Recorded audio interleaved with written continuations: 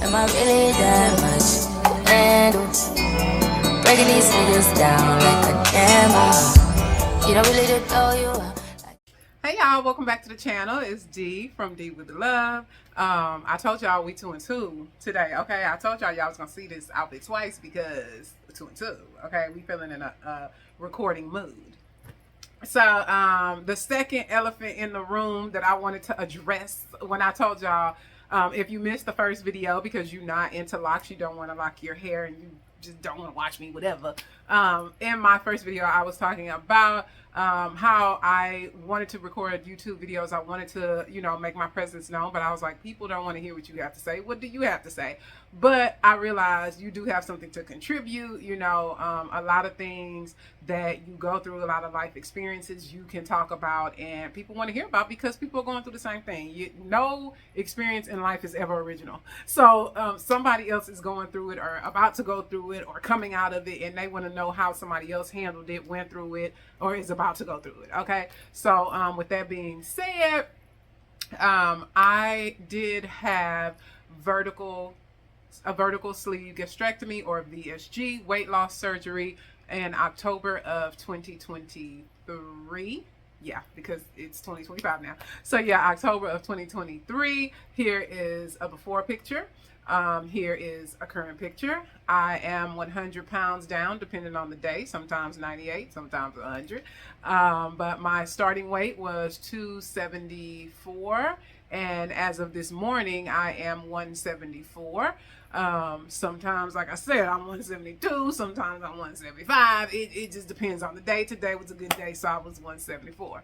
But I always knew I wanted to record this experience for YouTube, because when I was looking into having the surgery, I looked into it maybe 3 years before I did it, and some of the videos were current, but some of them, some of the videos were current, some of them were from like 2005, and like things had changed so drastically over the years that some of the stuff that even the people who had done it 2 years before, some of the things they were recommending, some of the things they were saying, were invalid by the time my surgery came about.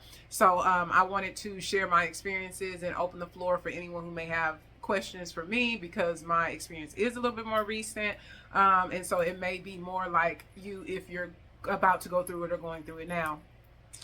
So I started to research the VSG surgery. And if you don't know, if you're completely, blind or unaware of what it is, I am no doctor. I'm not a nurse. I'm not a medical professional. I'm just someone who went through the surgery, and I'm explaining it in layman's terms and to the best of my ability and the best of my knowledge.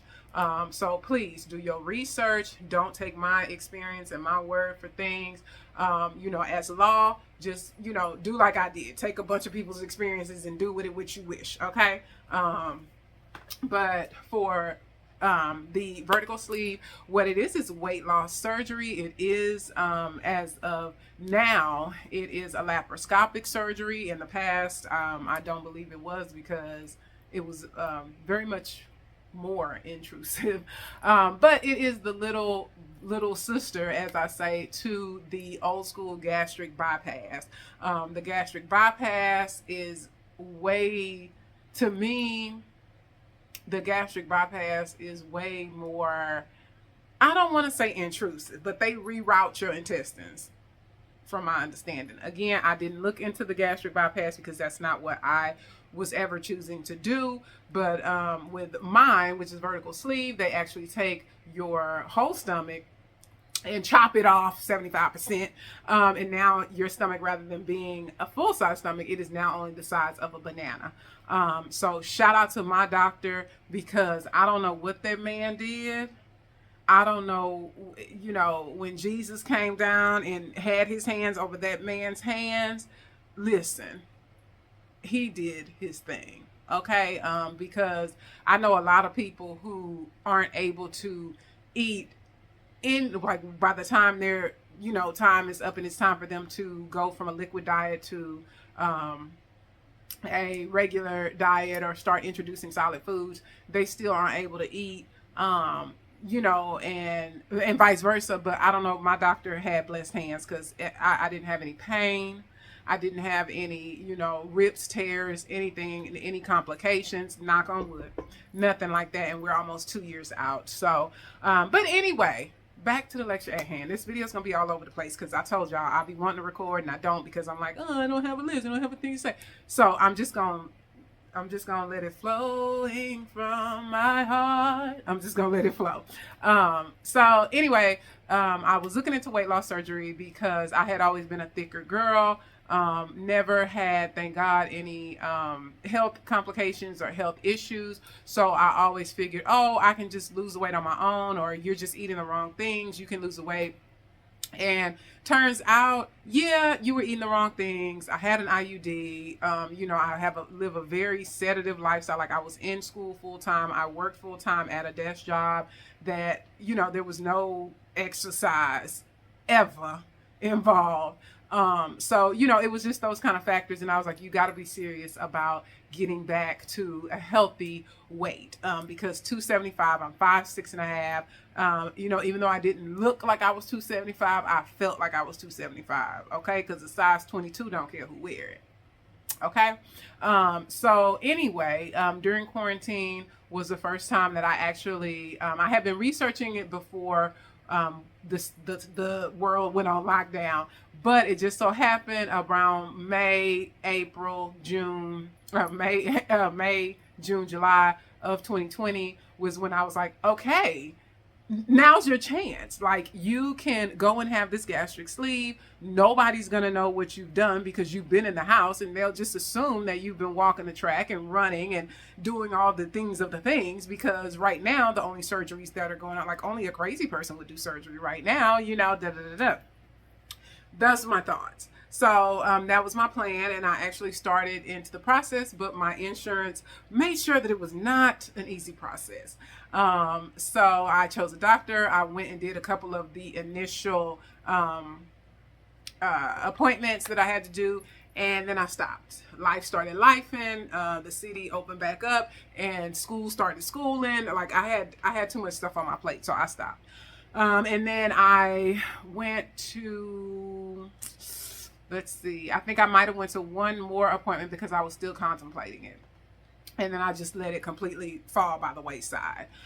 So that was in 2021, I think, by the time I went to that last appointment. So like I said, life started lifing and food started fooding. You know, things were good. We were in the house. We were, you know, living our lives.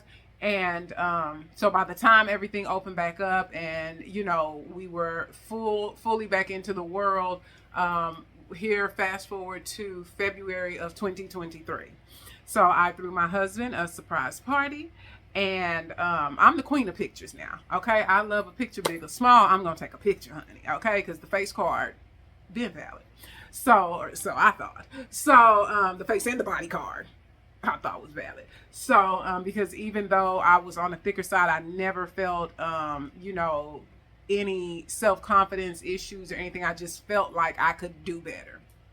So through my husband, this surprise party, and my sister-in-law takes a picture of, I think it was a picture of my husband, his cake, and I'm in the background. I said, who is that in my clothes? Because I know that ain't how I really look. Again, I'm the master manipulator. Okay, I am good for a photo. I was never photoshopping my photos, but baby, I knew my angles. Okay, and I never wore a Spanx or anything like that, so it wasn't that I was deceiving myself. I knew what I looked like, but baby, on this picture, you're gonna get this angle. You're gonna see this chin, okay, and you're gonna say, okay, she thick, but she's doing it. So when you don't have control over those things, and you see a picture of your real self in real time, yeah, it brought me back down to reality real quick. And like, no lie, I saw that picture of myself. That was on a Sunday. I saw that picture of myself Monday morning, and Tuesday afternoon I had an appointment set for VSG consultation. So I made the consultation, and it was like a couple of weeks out. It was probably 3 weeks out by the time the appointment came.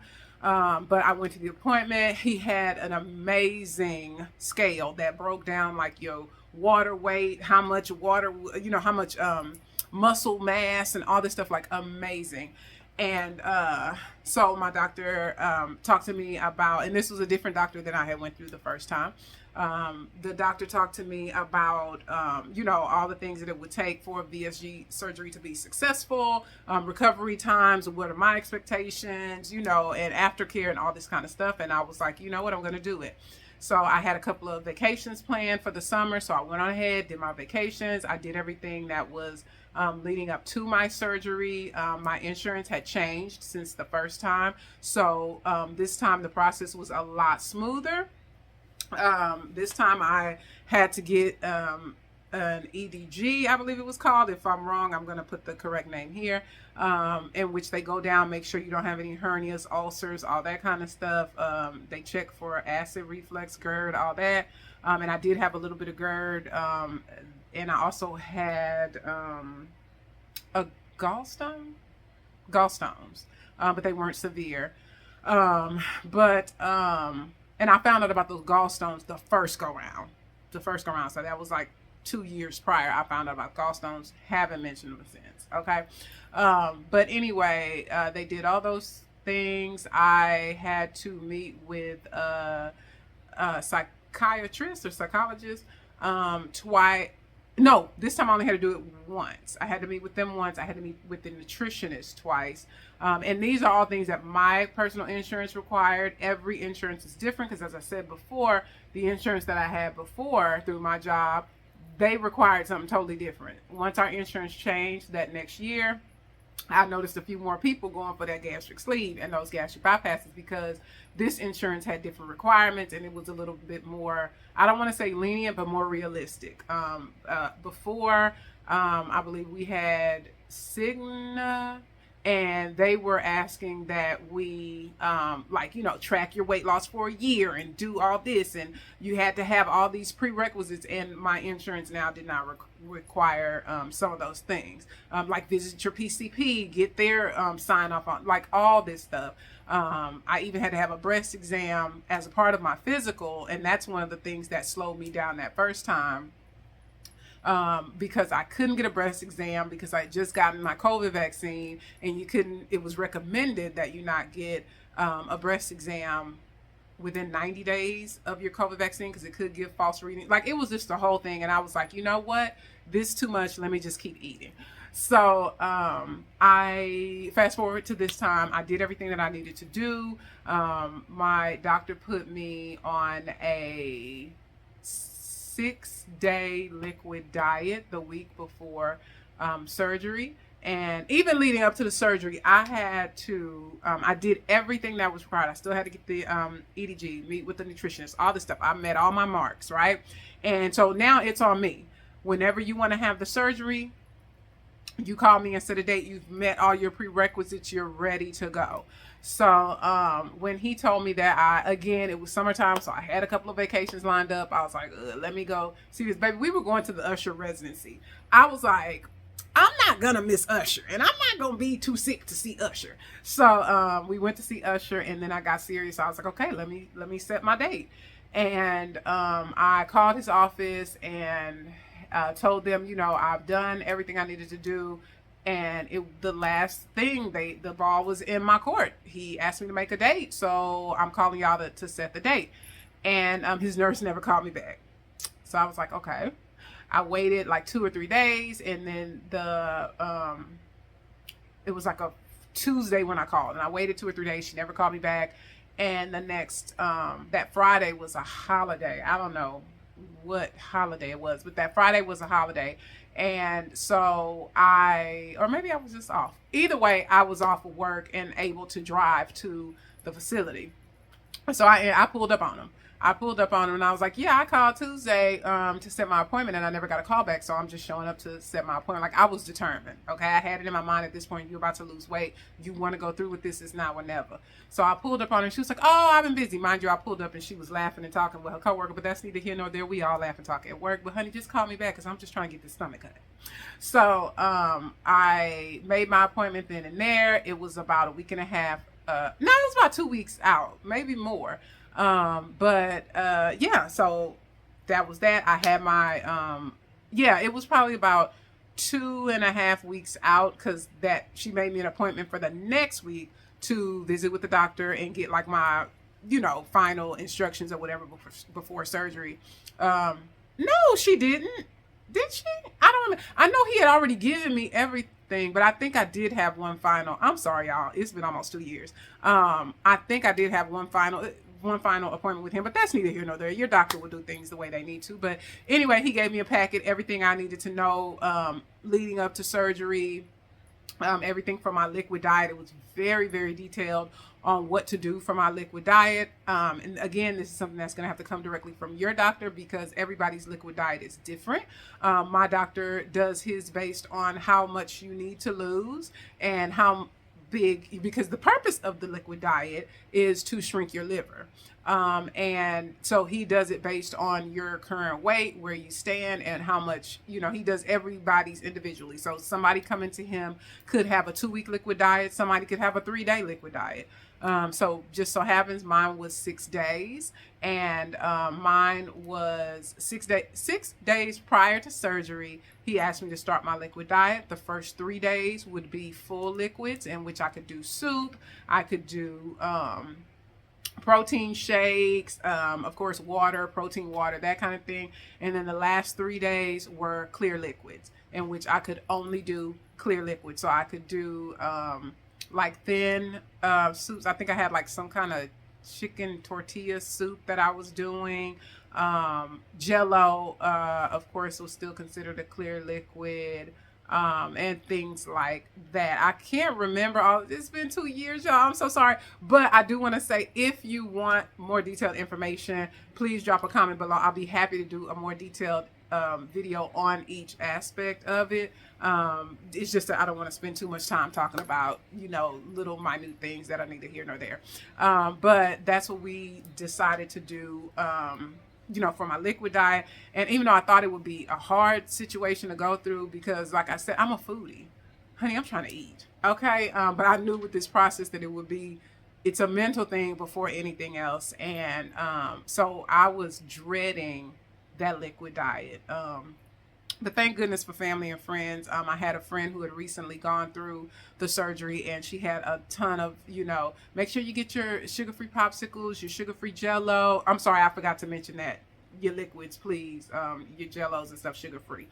And she gave me some tips, even dropped off stuff, soups and stuff for me. And that was very helpful. Protein waters, because if you have been on this journey or going through this journey or preparing for this journey, you know that protein waters, mix-ins, sugar-free mix-ins for your waters, all that kind of stuff can get expensive. And if it's nasty, then you really mad, right? Because I've spent $15 on 4 packs of soup and it's nasty, something like that. So we went through all of that, and then we had surgery. There was special soap I had to use before surgery, and all this stuff. Surgery went off without a hitch. I left within, I think, the 3rd day. Because I had surgery on a Wednesday, and Friday morning I went home.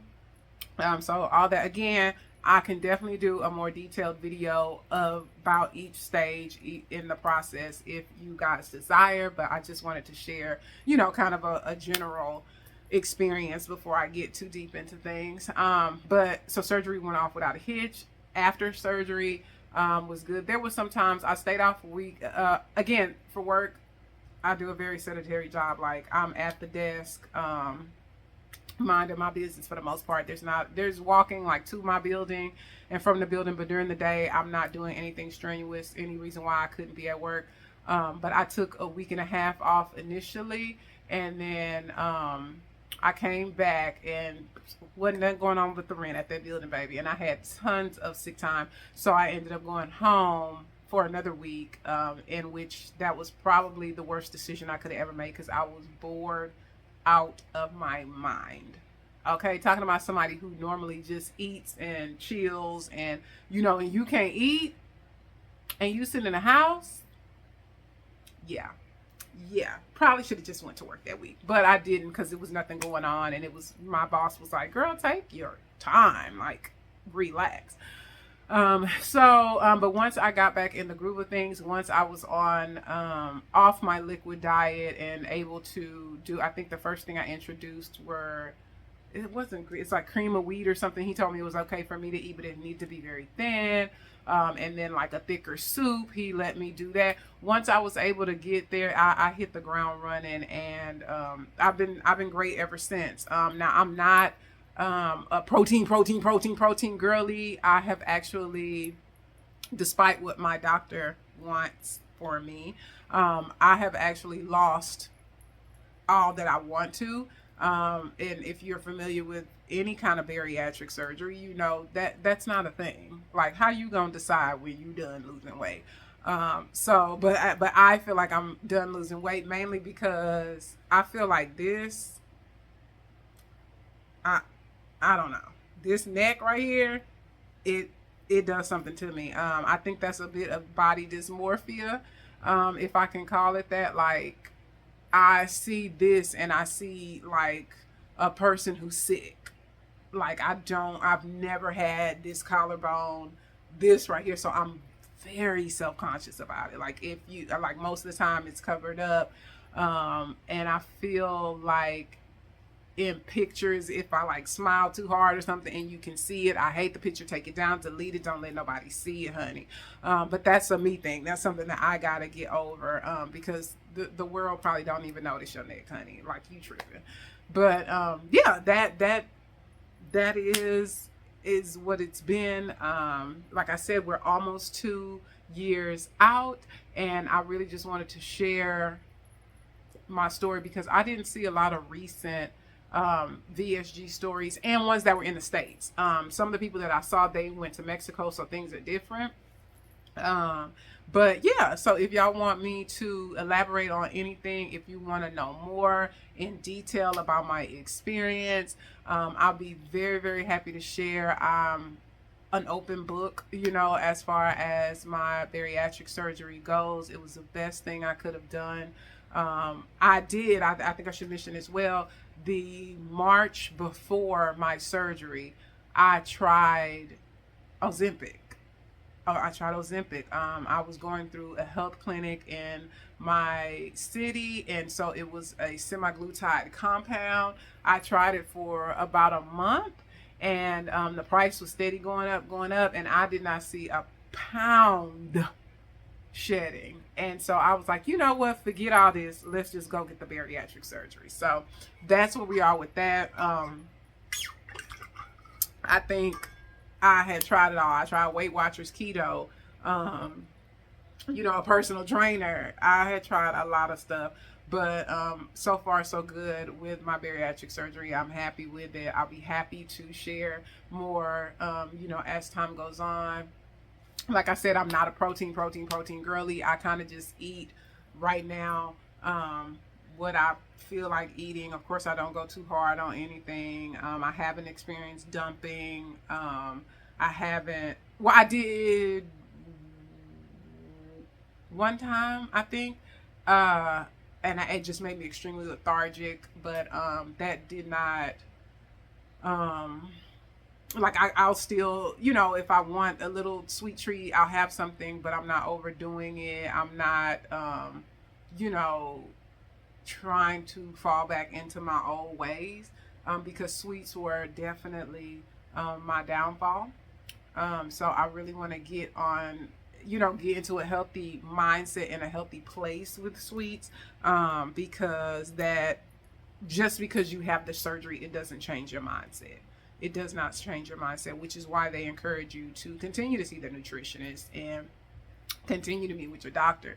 But I definitely believe it's something that I have to work through, because if you offer me a piece of cake and offer me a chicken salad, I've noticed that before, I'm gonna go cake all the way. And now I notice when I'm at a party, I don't care what kind of cake they have. And I, you know, don't care what kind of punch they have. And, you know, it's a very freeing thing. But it can also mess with your mind, because it's like, well, who am I now? Like, can I not enjoy those things? And it's like, it doesn't even line up with enjoyment anymore. Like, you find enjoyment in other things. and that's something else I could do a video on, is transfer addictions.